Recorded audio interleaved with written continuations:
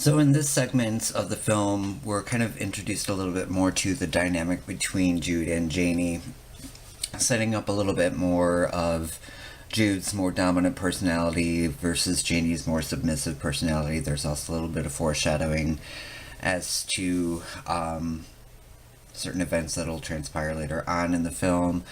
I'm going to kind of watch the scene through the camera because of copyright issues, so I'll kind of talk over the scene so as not to get pinged for copyright infringement. So here is the next scene in the movie Us. So this is set up outside the apartment complex where Jude and Janie lives, obviously.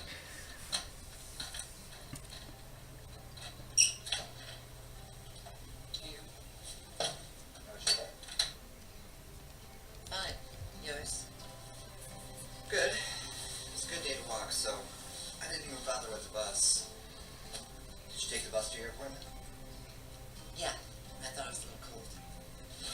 How was your appointment? Good. Dr. Goodacre seems to think that this new medicine is going to work well for me. Want to see my new sketch?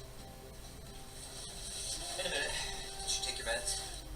Yes, Jude. I'm not a child. I know. But if I didn't constantly remind you, where would you be? Sitting here in the apartment drawing, like I always am. Now the fun part about shooting the scenes between Jude and Janie is the fact that I had to set up focal points for where each of the characters were at. So I would film Jude's parts first, knowing exactly where I plotted Janie to be in the room, and then vice versa. Boring. You and I have been on our own for a little while now. I don't think I want anything to interrupt our comfortable little routine.